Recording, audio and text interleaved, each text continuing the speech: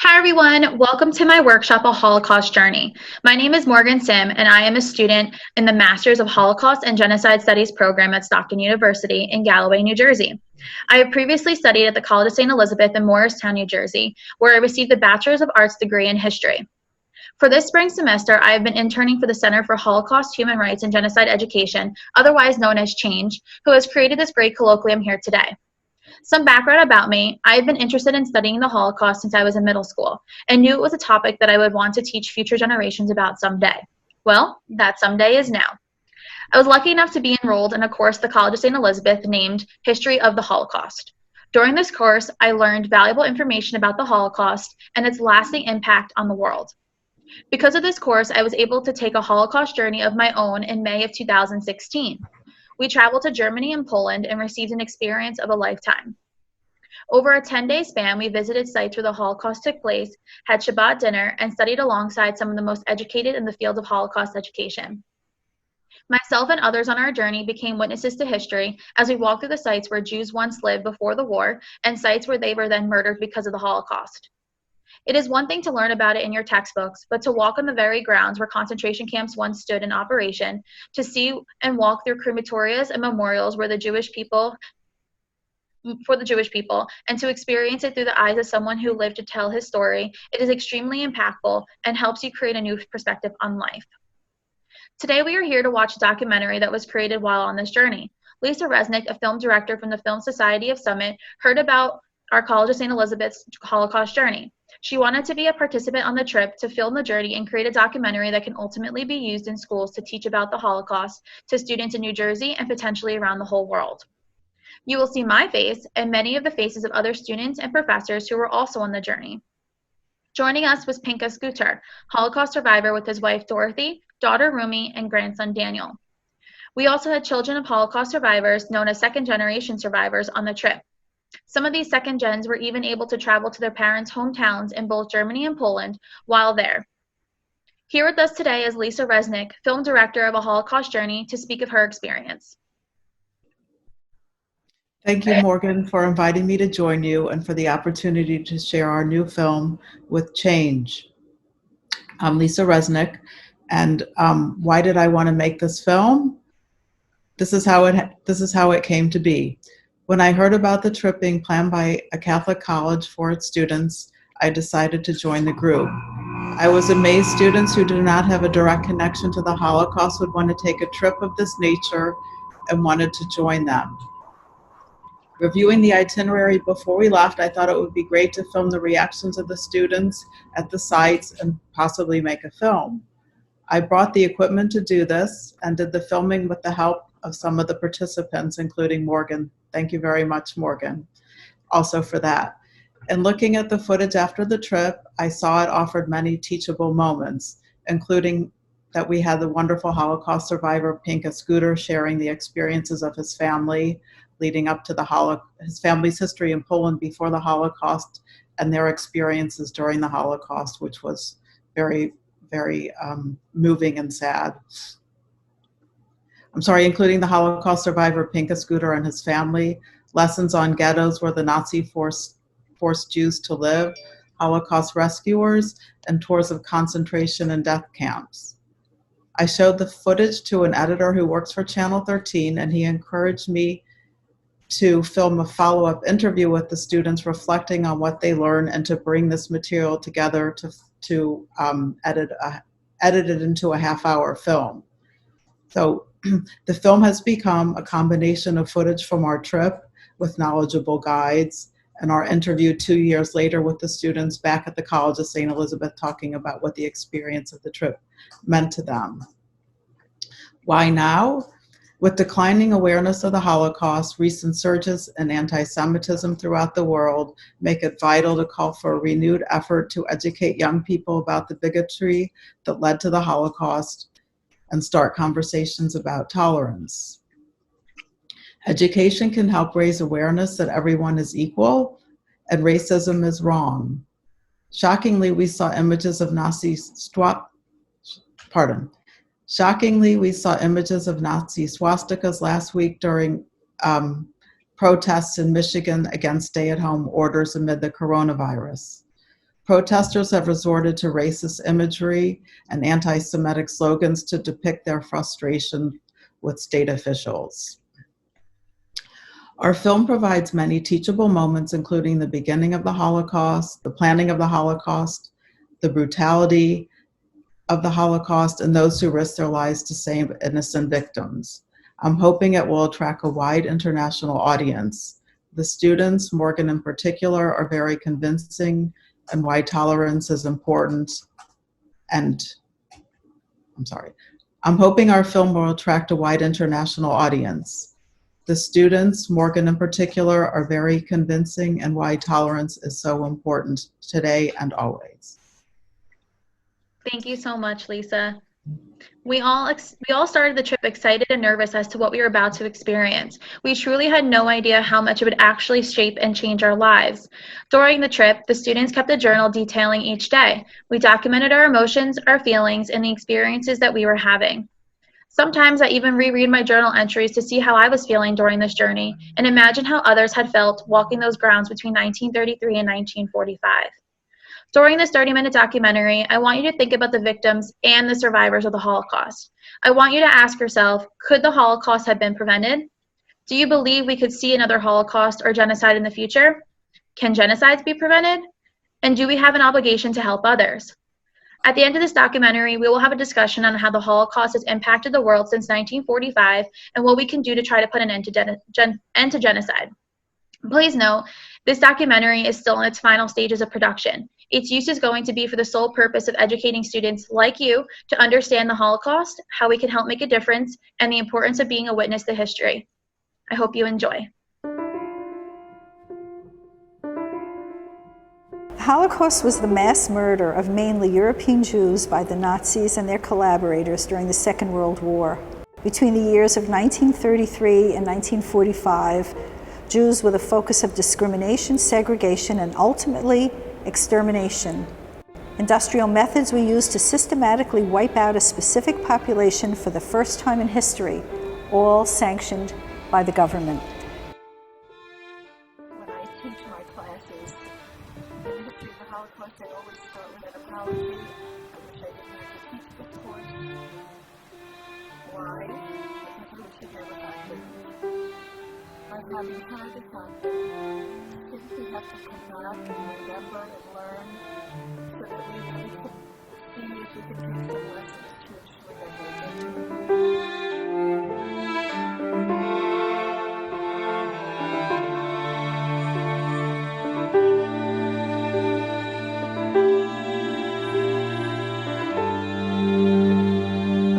When I went on the first one, I said that I would never go again, because it's so traumatic. When Harriet Seppenwall asked me if I would recruit students from the honors program, I felt an obligation because I knew how eye-opening this journey could be. The opportunity to take the students to the places where the Holocaust took place was adding another dimension. As a young person who has learned about the Holocaust in class, it's just so incredible to see what I've learned through my own eyes and experience it firsthand. One thing that I've always been interested in is teaching about genocide studies in the Holocaust, so being able to have this experience and go to different sites and take pictures and have memories and say that I've actually been here, I've actually honored those that there's no words for it. But the beauty of it was that we couldn't run a trip for 10 students. So we opened it up to the local Jewish community. And that's where we got the richness of the group, because you had the students interacting with actual people whose relatives had been a part of the Holocaust. So being able to go on this journey with fellow classmates and professors and Holocaust survivor Pinka Scooter, I learned more from their experiences than I could ever have learned in the classroom.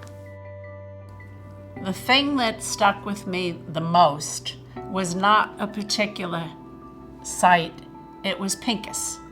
I came with a lot of trepidation, but when I did hear that my nephew was coming, I decided immediately to join the group.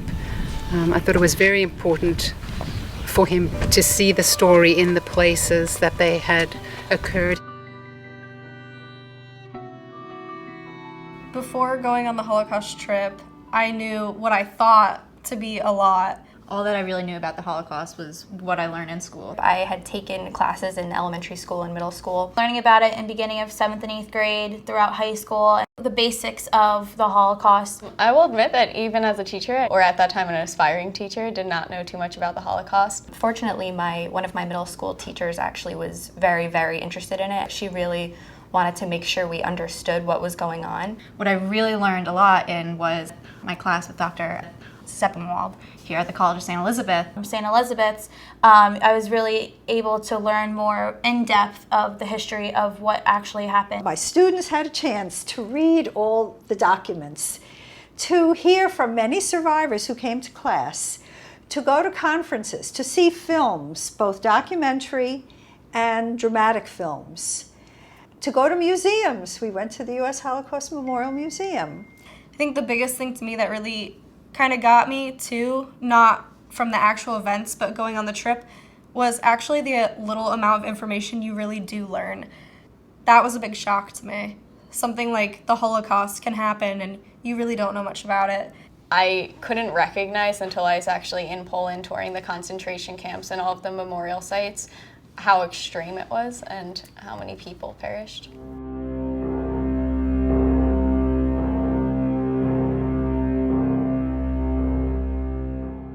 Even before the mass killings of Jews in places like Auschwitz and Treblinka, the T4 program was the preparation. In October of 1939, Hitler ordered the deaths of patients considered to be incurable, disguised as mercy killings. Largely economic, the T4 program, named for the Berlin offices at Tiergenstrasse 4, involved a new system to eliminate anyone considered unproductive. Medical experts reviewed forms submitted by local doctors, then sent patients to their deaths without examination. Experimenting with various methods, including starvation, lethal injection, and lethal gas, physicians and nurses killed the very people families had entrusted them to care for. Here with one of the so-called forgotten victims, we have other groups as well, this was quite difficult. The T4 was designed to murder those who had disabilities and to have the family sign off. I always thought about the Holocaust as they killed so many Jews. I didn't know the other components. Brandy's younger sister had cerebral palsy. So immediately it hit me that Taryn, who's a brilliant little girl, 7 years of age, but couldn't walk, she would have been one of the first ones killed. And that really hit home. I think that the visit that had the biggest impact on me, and I had been on these trips before, was going to the Wannsee House, where the final solution to the Jewish question was decided. On January 20th, 1942, under the direction of Lieutenant General Reinhard Heydrich, high-ranking Nazi Party and German government officials gathered at the Wannsee House in Berlin to plan the final solution to the Jewish question. We have state administration, economic planning, foreign office, Ministry of the Interior, Ministry of Justice. So we have the normal state bureaucracy that still exists and still does their job. And they're all willing to cooperate, that we have a streamlined procedure throughout Europe. We have the killing battalions who have already at that point murdered between 500,000 and 1 million people. I'll give you an idea of the language that was used. I just read a few paragraphs. As a further possible solution, and with the appropriate prior authorization by the Führer, emigration has now been replaced by evacuation of the Jews to the east. In the course of the final solution, and under appropriate direction, the Jews are to be utilized for work in the east in a suitable manner.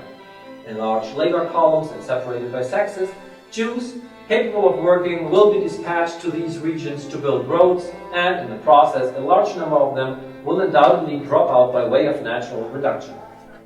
That's the language. No shooting, no gassing, no murdering of people, but with that, everything is said. Emigration has now been replaced by evacuation to the east. Resettlement, evacuation transports, that's becoming the term for for the death trains to the killing centers.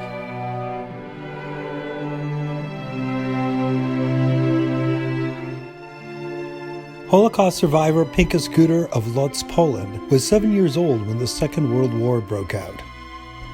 He lived in the Warsaw Ghetto for 3.5 years, took part in its uprising, then was deported with his family to the Majdanek extermination camp.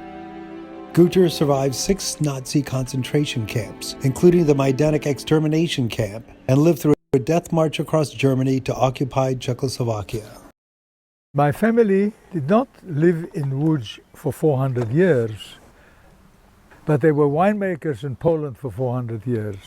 Poland had surrendered and Russians came from the one side, the German army came from the other side. They divided Poland into 2 halves. As soon as they arrived, within a couple of days, there was a cafe which was very well frequented by Jewish people. It was a Jewish cafe, frequented. People used to go and drink coffee and have cake. So the Gestapo came with a truck, took everybody out of there, all the men, they didn't take the women, took all the men, took them to the Gestapo headquarters and enjoyed themselves by beating them. And they beat them so badly that they killed all of these people. And this wasn't something that was happening only in Łódź, it happened all over the place. Not only for Jews, they did that to Polish people also, Polish Christians. Every day there were new rules. Jews couldn't have radios, Jews couldn't have this, they couldn't have that, they couldn't have their bank accounts were frozen. They were only allowed to take out a certain amount per week. We couldn't go to the park. We couldn't use public transport. We couldn't do anything. Rations was very hard to get, and things were getting from bad to worse. I bring you to a place of death to show you the richness of the Jewish culture here in Warsaw. In 1 month, 5,000 Jews died from normal situation. No one killed them with bullets. They died of diseases, from lack of food. To the Jewish ghetto, the Germans allowed the entry of 180 calories per person. You can imagine that in that situation it's not a surprise that 100,000 Jews died in the Warsaw Ghetto. There were 6 death camps in Poland among the thousands of concentration and slave labor centers throughout German-occupied Europe. They became factories producing corpses. Beginning July 22, 1942, Jews were deported from the Warsaw Ghetto. Thousands of men, women, and children were brutally rounded up and taken by train, often in cattle cars, to the killing centers. From building to building and shout, come out in half an hour, otherwise we're going to burn you, because we were burning down all the buildings. People would come out, some of them wouldn't. Some people got burned in their buildings. You see the photos of people jumping out of windows. And then when dusk came, they collected us, and we were walking in the middle of the road. On both sides of the streets of Warsaw, the ghetto, the buildings were burning. We chased down the steps, like these steps, but except these were, small steps, running down in a building. And on each step, there was a Ukrainian with a rifle butt or with a whip or with a piece of just ordinary wood, and they would beat us, and dogs, and Schnell, and crammed as many people as they could into those wagons. My father was like an angel because he enveloped us like with wings so that we could stand somewhere near where the window, there were like these small windows on top with barbed wire so we could get air. And he guarded us all the way. I can't remember how long the journey took. And then we arrived here.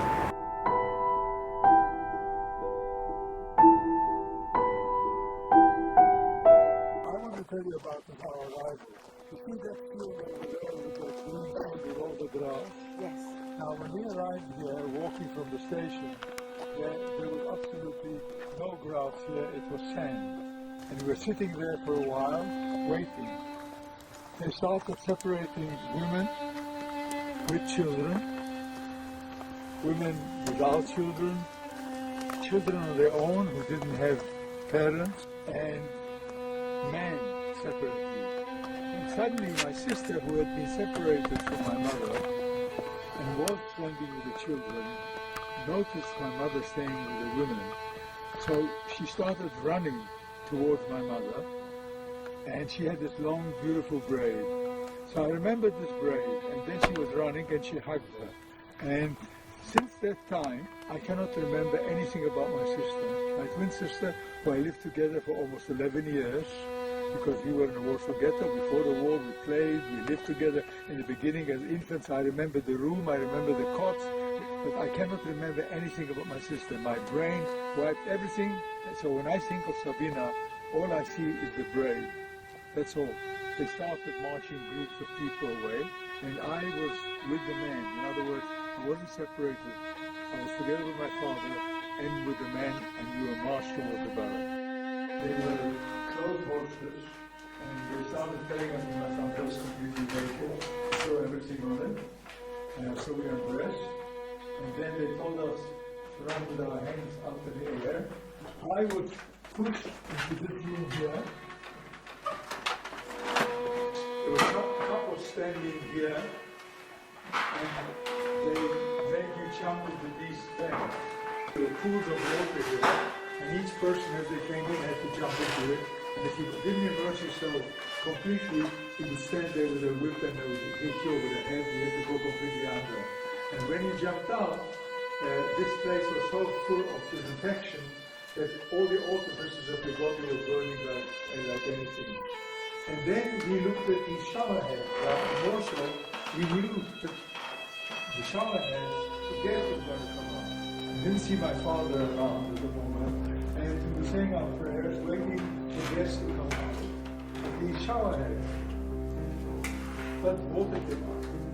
And then when the water stopped, they give you anything to wipe yourself. They chased us. We ran, we kind of always on the run. We were running further. Some of the people that were running on the side, they were, it was either pushed to the right or the left. I finished up in that room which I showed you, and from there you ran on a corridor, into another barrack where they gave you, prisoners were there, and they gave you these striped pajamas. But the other people that were slated for to be murdered finished up in gas chambers. In other words, this was the separation of those who were going to live and those who were going to die. There's one gas chamber here, and I think there's another one over there. I was looking for my father because, we didn't die, and I saw quite a few people which I knew from Warsaw, including a particular one man my father used to bring people to sleep at night in our kitchen because people had nowhere to live in Warsaw. People were sleeping in the streets, and there I was running around like a Meshuggah, like a madman, to try and find my father. And when I saw him, I thought, well, he will tell me. So he didn't say a word, just lifted his eyes to heaven. And I knew that my father had died, that he was murdered.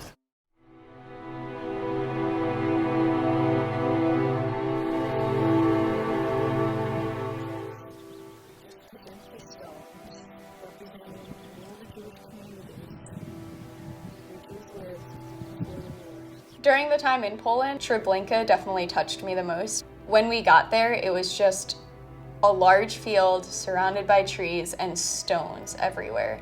And I remember sitting kind of in an isolated area, just listening to the bees buzzing around, hearing the birds chirping, and wondering how in a place where such tragedy struck, how life could go on, how the birds could be singing, how the bees could be pollinating. And in this place, which was existing only 13 months, they managed to murder nearly 900,000 people, most of them Jews. It's such a beautiful day outside with all the blue sky and the green grass, and yet it's still such an ugly sight looking at all these stones and everything that's been here. Everything that's been killed. It's such an ugly place. When all the wretched victims have been forced into the showers, the doors are hermetically sealed. After a few seconds, horrifying screams are heard through the walls. These screams go up to heaven, demanding revenge. The screaming becomes weaker and weaker. Finally, dying away. At last, everything is silent. Herschel Sperling, a survivor of Treblinka. I think the part that hit me the hardest was going out to it. You know, you read about it in books, but then when you see the hair and the other kinds of things that were taken from people, it's real, it becomes real. And I think that was the hardest thing so far. I think that was because you see it in, documentaries and movies and you read about it, and then when you get there, you don't realize how large it really is and just how many people they really kept there and killed there. When you go to a place like Auschwitz, you kind of see the horrors, and I realized a lot of times newspapers and TV stations and radio stations, they don't really get across like the horrors of a situation. And it's kind of just mind-blowing. It's like terrifying. It just goes on and on and on, and it's like never ending. And I think that had the biggest impact on me because I got to actually see it.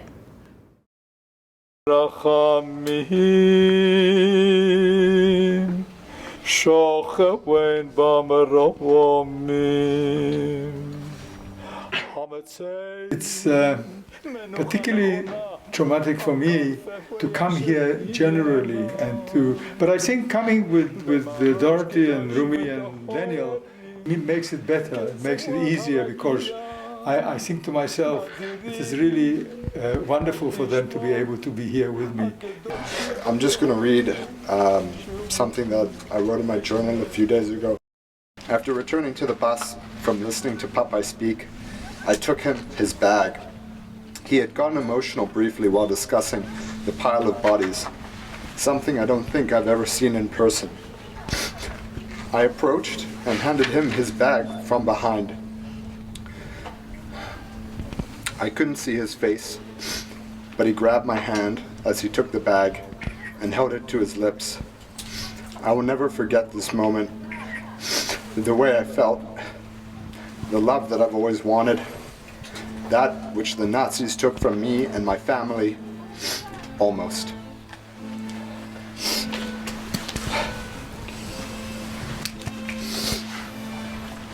A very moving moment for me, particularly on this trip, was when I was at Auschwitz, and there's a big photograph of Popeye, Pinchas Gutter. Daniel and I came across the picture, and we both felt that we did not want to take a photograph. We sort of felt that sort of a touristy reaction. We didn't want to be tourists. And I was looking at other testimonies of other survivors, and I saw a woman just looking at the picture of Popeye, and I thought, what if I told her, I am this man's daughter? This is his grandson. And I became very emotional, and I asked Daniel if he would allow somebody to take a photograph of the two of us.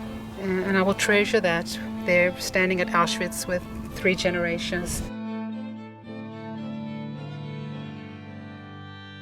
Some came to the rescue of Jews during the Holocaust, offering a place to hide, some food or shelter for days, weeks, or the duration of the war. Such actions were punishable by death.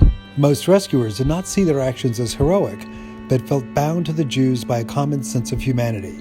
Yad Vashem, Israel's memorial to the Holocaust, honors non-Jews who took these great risks during the Holocaust as the righteous among the nations. Opowiem historię młodej dziewczynki żydowskiej, Miri.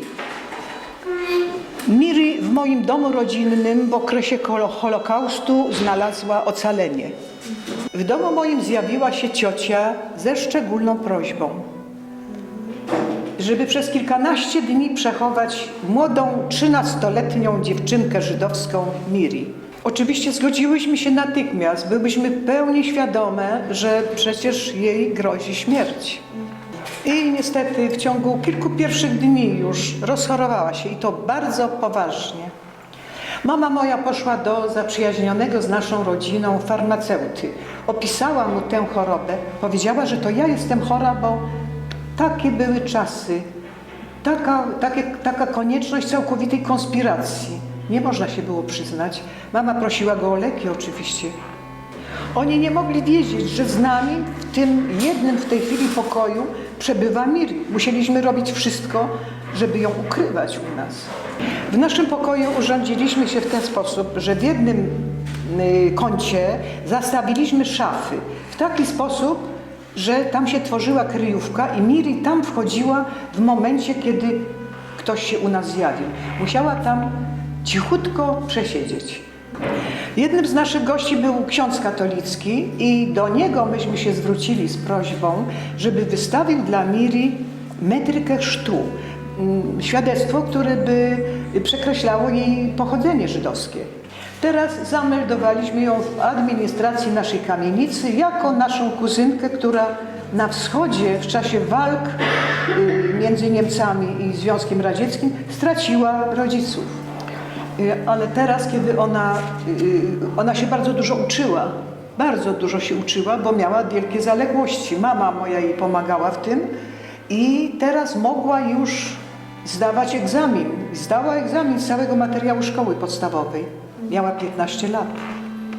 Jeszcze przebywały 2 lata w obozie przygotowawczym na terenie Włoch. W Izraelu znalazły się po roku 1948, kiedy już powstało państwo Izrael. Miri z rodziną przyjechała odwiedzić Kraków. W 1990 pojechaliśmy tam i zwiedziliśmy dzięki nim cały Izrael, cały kraj. W jednym z ostatnich dni pobytu, 3-tygodniowego pobytu, zostałam poproszona do Yad Vashem i tam na niezwykle przejmującej uroczystości został mi wręczony medal i dyplom. Medal i dyplom odebrałam w imieniu mojej nieżyjącej już matki i nieżyjącej siostry. Moje imię jest też wpisane na medalu. Oczywiście tutaj muszę w tym miejscu powiedzieć, że bardzo wielką radością moją jest, że Miri, Szoszana i Aleksander żyją. Żyją do dzisiaj, mieszkają w Izraelu, są szczęśliwi. Nigdy nie traktowaliśmy tego, co zrobiliśmy dla Miri, jako bohaterstwo. Uważaliśmy, że tak należało postąpić. Taka była konieczność, przecież jej groziła śmierć. Ratowanie życia jest jakimś obowiązkiem chrześcijanina. This pharmacy was run by Tadeusz Pankiewicz, a Polish man, and he was allowed with permission every day to enter the ghetto, to work in his pharmacy and to leave the ghetto at the evening. The most important thing is that from the windows of the pharmacy, which is here, he could see what is going on in this square. Here youths were sitting not in chairs, not in this pavement, but in mud, in a horrible place, waiting for being sent to extermination. A lot of times the Germans killed people in this square and around this square. And he wrote a book. He describes people, children and babies being killed by bullets in and around the square. Tadeusz Pankiewicz helped people using the ghetto in different ways. He passed information of the Jewish underground in the ghetto to outside. And after the war, he was recognized by Yad Vashem.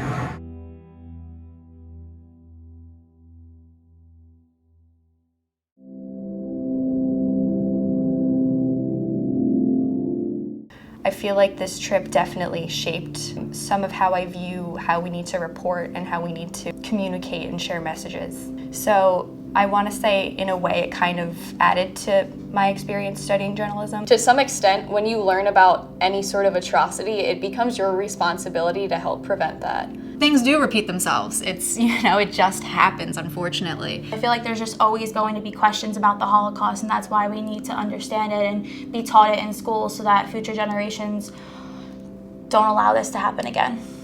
We see it in society today, all this hatred going on, and if we don't start looking back at history and bringing it back up and teaching our students and teaching the younger generations about it, then they'll forget about it. They won't really necessarily know what happened, and then it's inevitable. It's just going to occur. Just in years following the Holocaust, you have genocides in Rwanda and Sierra Leone. I think people just need to be more understanding and forget about them seeing somebody else in a box, because we're not. You know, there's no boxes. We all come from different backgrounds and come from different areas in the world, and we need to all be accepting of each other, and maybe one day there won't be genocide anymore. We have to just be open more. We have to be more understanding, more respectful of other people's cultures and religions and ethnicities, and just be willing to respect and be okay with people being different from ourselves. I think if we could just, you know, find peace in each other and work with each other instead of against each other, I think we'd see a lot of change in a good way. And if we can keep doing that and teaching the younger generations to, you know, be kind, you know, and, you know, be open to new experiences and the differences that there are, I think that that's the best way to go about doing it. And we also need to be very careful who we look to as leaders, because those leaders need to accept everybody. Never say there's only death for you, though leaden skies may be concealing days of blue, because the hour that we've hungered for is near. Beneath our tread the air shall tremble, we are here. From land of palm tree to the far-off land of snow, we shall be coming without torment and our vows, and everywhere our blood is sung into the earth, shall our bravery, our vigor blossom forth. We'll have the morning sun to set, our day aglow, and our yesterday shall vanish without the foe. And if the time is long before the sun appears, then let this song go like a signal through the years. The song was written with our blood and not with lead. It's not a song that birds sing overhead. It was a people among toppling barricades that sang the song of ours with pistols and grenades.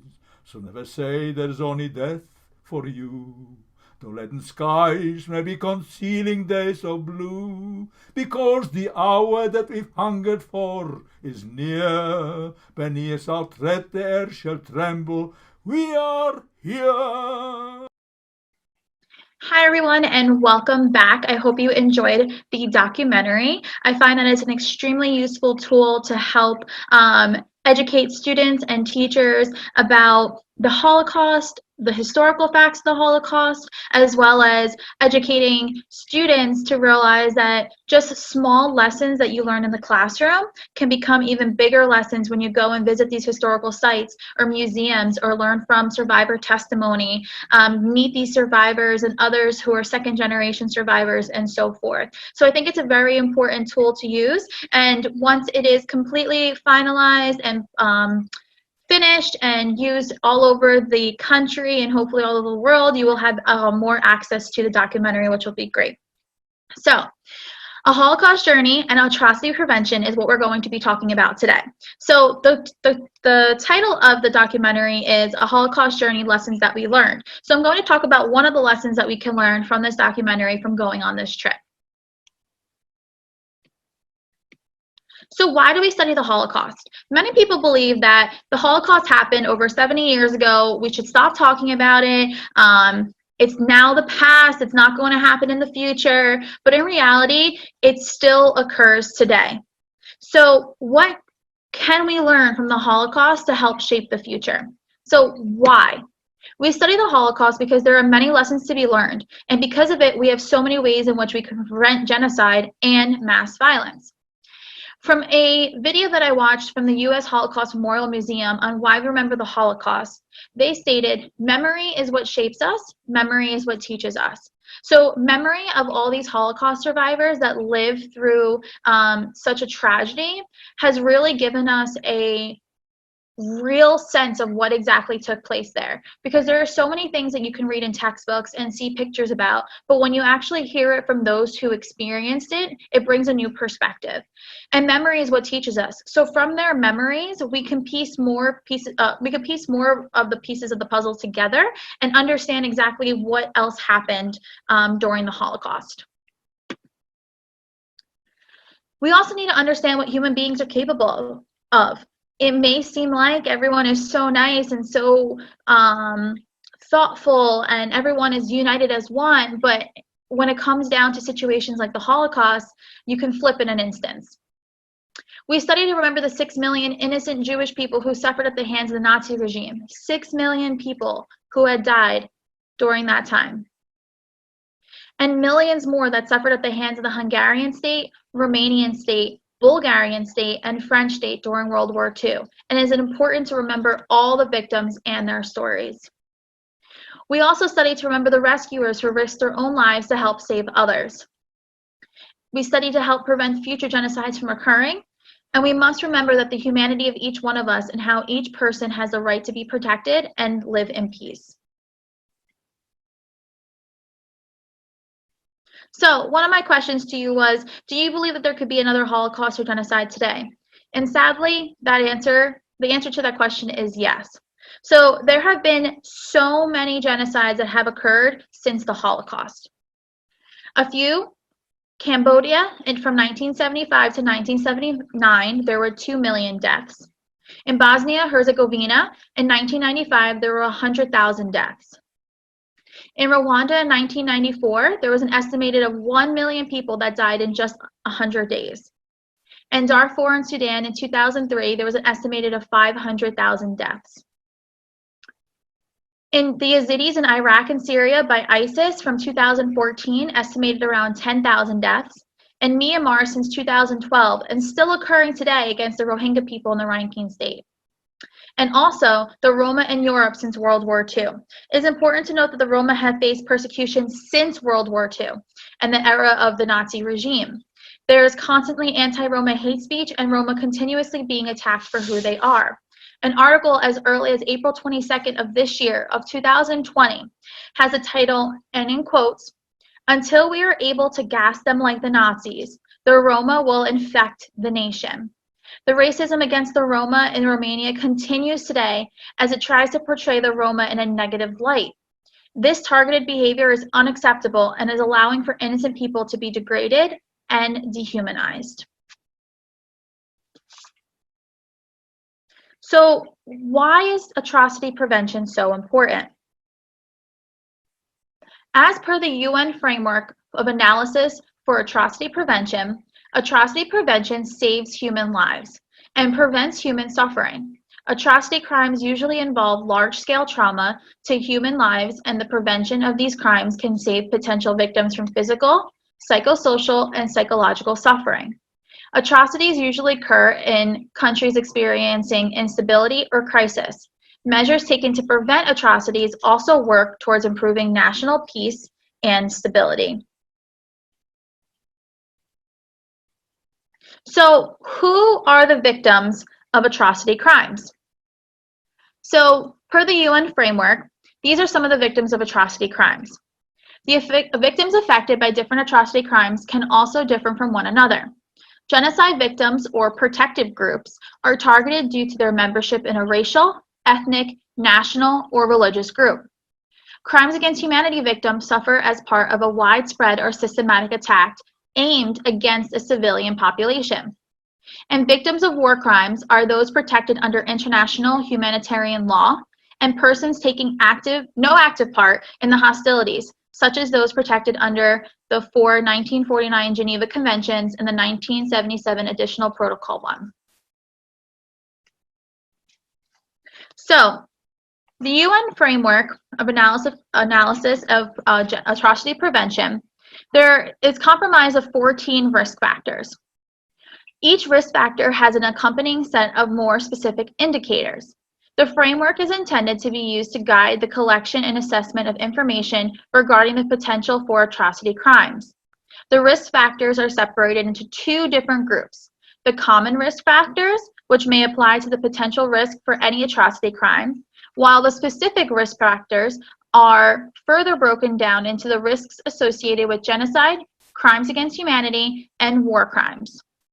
The more risk factors and indicators that are present, the greater the risk that atrocity crimes may be committed.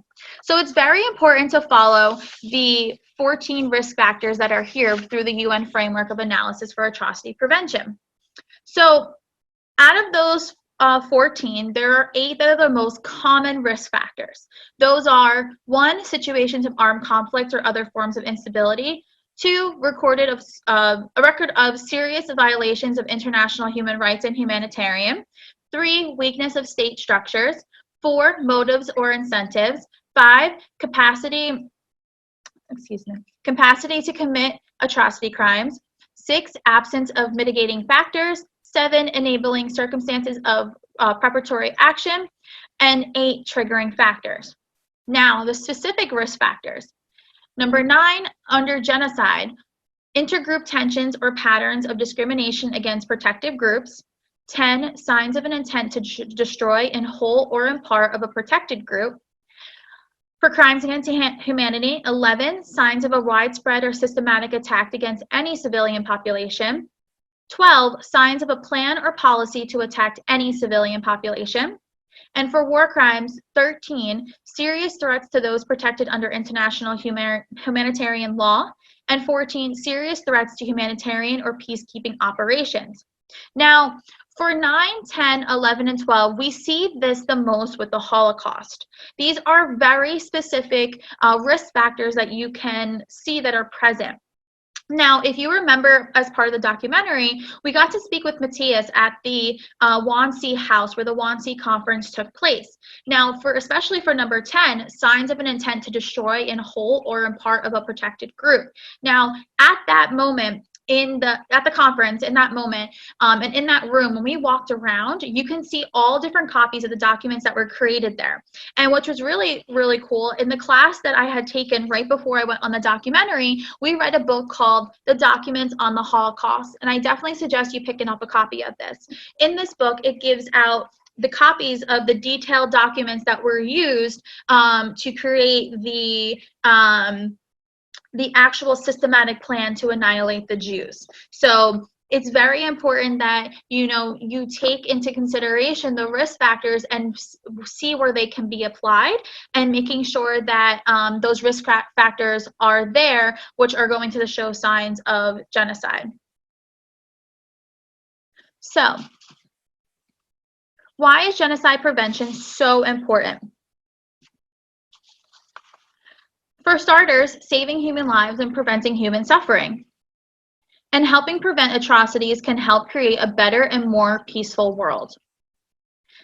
So the one thing that was always stated after the Holocaust was never again. They never wanted to see anything systematic like this again. We don't want to see any mass violence, any genocide, nothing. Never, ever, ever again. But unfortunately, genocides still occur today. So that's what we're here to learn about, to see how we can prevent atrocities, mass violence, genocide, any of that from happening. Can we help prevent genocides? Definitely. Many of us believe that, especially from the middle school to high school age, that we don't have any say, that our voices are not that important to be heard. But in reality, we can definitely start today to make our voices heard and to make sure that we can be an advocate to help prevent mass atrocities and violence and genocide.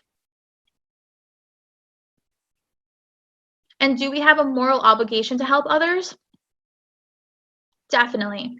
Miroslava, a waitress among the nations, said it was necessary because the threat of death had hovered over her, meaning Miri, and saving a life is a duty of a Christian. And now it's not just the duty of a Christian, it's a duty of all of us. We all have the right to be protected and all have the right to help others. The UN Declaration of Human Rights states the common standard of achievements for all peoples and all nations. It sets out for the first time fundamental human rights to be universally protected. The obligation to help others is also found in international human rights and humanitarian law, customary international law, the Convention on Crime and Punishment of the Crime of Genocide.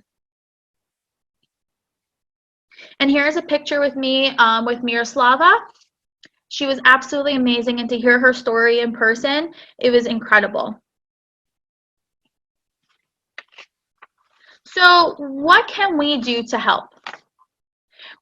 For starters, we must learn that everyone is created equally. Our differences make us unique in our own ways, not different from one another. We are all human beings regardless of our age, weight, height, skin color, ethnicity, religion, gender, or political views. And we must be accepting of all people. So what can we do to make a change? The number one change that we can make is accepting that genocide is a real issue and that it has happened in the past and continues to happen in present-day society. So what's very interesting to me is that there are still Holocaust deniers. There are still people who believe that this never happened. And what's crazy is that at the time before the Holocaust was systematically created, the Chancellor of Germany, Adolf Hitler, had stated, "Who, after all, speaks today of the annihilation of the Armenians?" And now that leads me into the Armenian genocide deniers. So with that, he was stating that once a genocide is complete, that it won't be talked about again. It won't make the history books. No one will ever hear from it again. No one will be speaking about it. But that wasn't the case when the Holocaust happened. The Armenian genocide took place between 1915 and 1917, where 1.5 million people were murdered. Still today, in present-day Turkey, there is a complete denial for genocide ever occurring. Ending denial and bringing historical facts of genocide to light will help in the efforts to continue to research warning signs and patterns of genocide that we can do to prevent them from reoccurring.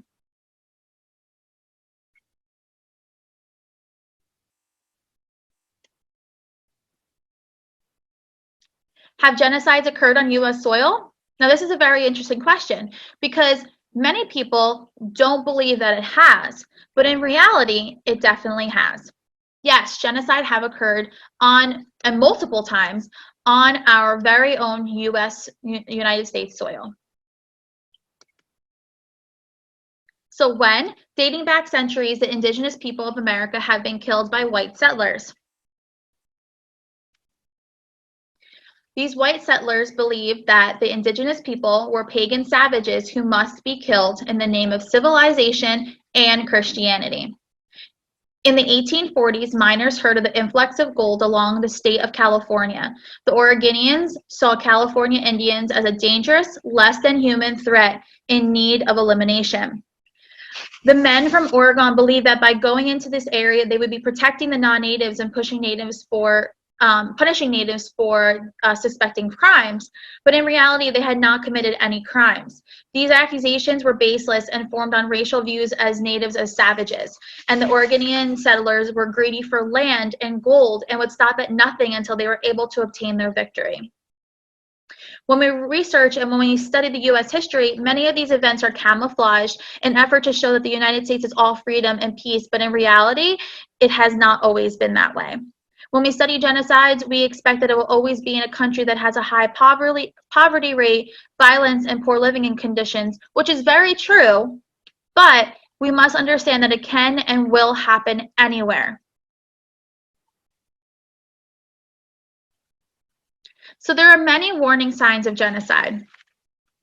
If you see a newspaper article, social media post, or newscast about a country who is showing signs of turmoil, say something. Try to read articles that pertain to both international countries and the United States. Expand your knowledge of these countries. The more that you know, the better you will be more aware of the situations that partake there, and the more that you'll be able to know who's in charge, who you can speak to, and go from there.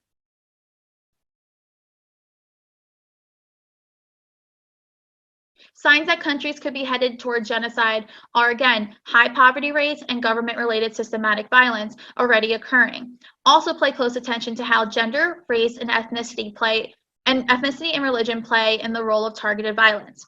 So a really interesting topic that I was able to study as part of my program at Stockton University was Honduras and their femicide. Now, if you have never heard of femicide, it literally is a genocide against women, against females. Now, they have a machismo culture there where the men think that they are almighty and that whatever they do, they have all power and nothing else can happen to them. And the way that they portray this machismo ideal reality is that they murder women, or they take advantage of women. So within every 16 to 18 hours, at least one woman is killed. Also, women are targeted for rape, sexual violence, and even have their limbs cut off, all because men feel like it. They feel that they are superior to women and that they have all control, so they can do whatever they want to control the women at all cost.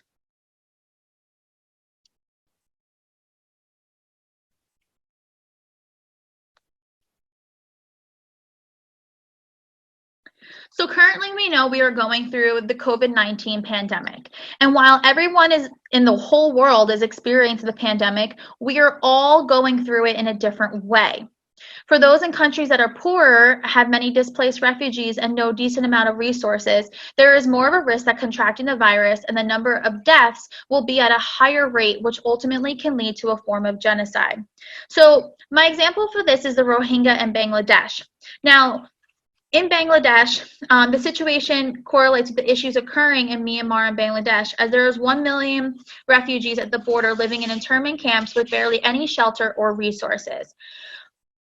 Now, with this, if the virus were to get into one of those areas, because it is so easily transmitted, the virus can pretty much wipe out a whole area there that doesn't have the proper medical equipment, the proper resources to help these patients. Here in the United States, we have been hearing about so many people that have entered into the hospital, are now put on ventilators, and then if they're able to get off the ventilators, they're put back on other oxygen machines to help their bodies heal. But in countries like this that don't have those resources, any medical resources or testing, anything like that, it's very hard to get the proper medical care that these people need. So ultimately, for those refugees who don't have shelter, or are living in tents, or are trying to flee their country, the risk of spreading is so much higher than it is in areas like ours, in New Jersey, I should say, where we have a roof over our heads, where we're able to quarantine in our homes. Again, we're all experiencing the pandemic, but in all different ways.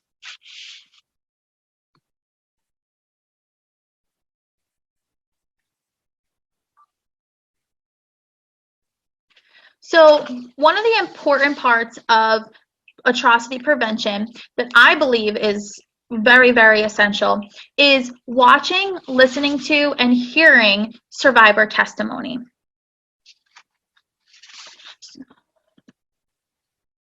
Survivor testimony is an amazing way to listen to their personal stories of struggles and triumphs. Here's a picture of me with Pinka Scooter, Holocaust survivor, and his wife Dorothy, his daughter Rumi, his grandson Daniel, and my professor, Dr. Harriet Seppenwall from the College of St. Elizabeth. I absolutely loved being able to go on this trip with him. I had listened to his testimony when he presented at the College of St. Elizabeth about 3 years prior to our trip. And when I was able to actually go on this trip to Germany and Poland, I knew a Holocaust survivor was coming with us, but I didn't know that we'd actually be walking through his testimony. So to be able to actually walk through the towns where he lived, we actually passed by a storefront where his father had once worked. We walked through the concentration camp where he had lost his mother, father, and sister, and we actually saw the ashes of all the bodies that were burned at the Majdanek concentration camp. So being able to hear his story and see it in real time was an absolute amazing experience, and something that really can't be put into full words.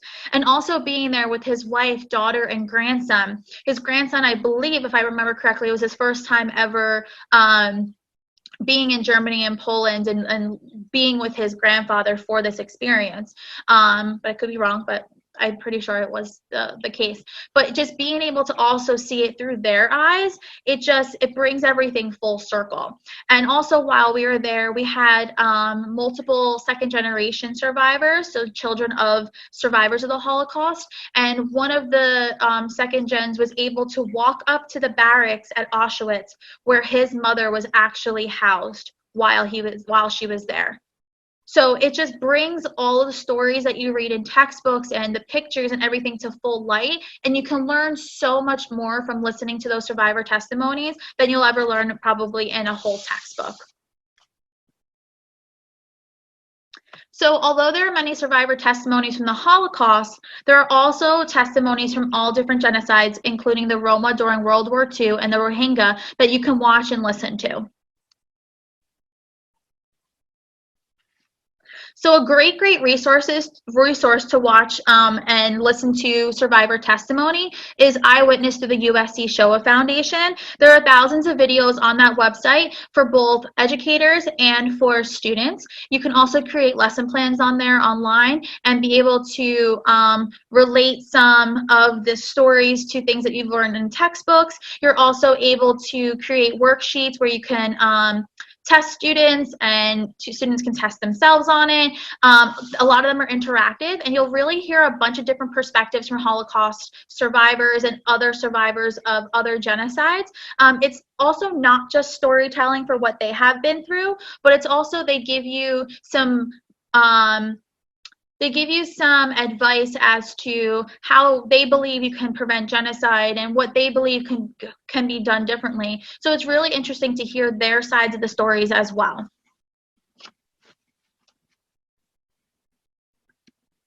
So these are a lot of different resources that you can use for Holocaust and genocide prevention. You can use a UN framework for analysis for atrocity prevention. You can go to the United States Holocaust Memorial Museum. You can go for the Center for Genocide Prevention, Universal Declaration of Human Rights, Eyewitness to the USC Shoah Foundation, Center for Holocaust, Human Rights, and Genocide Education. And you can also go to the Film Society of Summit, who the director, Lisa Resnick, that is where she is able to create her films and post them through there. So I just want to say thank you so much for coming to my workshop. Thank you so much for watching our documentary and listening to some of the ways that you can help prevent genocide. We have learned here today that the Holocaust could have been prevented. It can be, and we can prevent genocides for the future. We have learned that the Holocaust, the UN framework for analysis for atrocity prevention, and how genocide can be prevented and what we can do to help. It starts with you today. We all have a moral duty to shape our future into a positive one.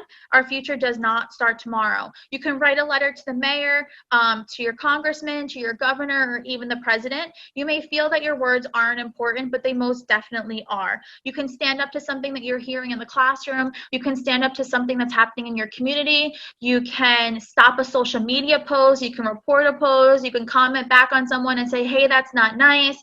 There's a lot of different ways that you can prevent negative things happening inside of your communities, which will ultimately lead to the bigger things. So make sure you remember that your voices can be heard, whether small or big. It's very, very important that your words are said, because if they're important to you, they could be important to someone else as well. So thank you so much for taking out your time out of your day to be here with me. I hope what you learned today, you can start to apply for tomorrow. Here's a picture that I personally took when I was at Auschwitz. It looks like one of those famous pictures online because everyone takes kind of like the same look, but it is my personal picture. And still today, when I look through all my pictures from my Holocaust journey, it really just brings back so many emotions, and I'm so thankful that I took this trip. So thank you guys so much. If you have any questions at all, you can always email me to my personal email. I will be available as I am home and virtual. So if you need anything, please let me know. Have a good one.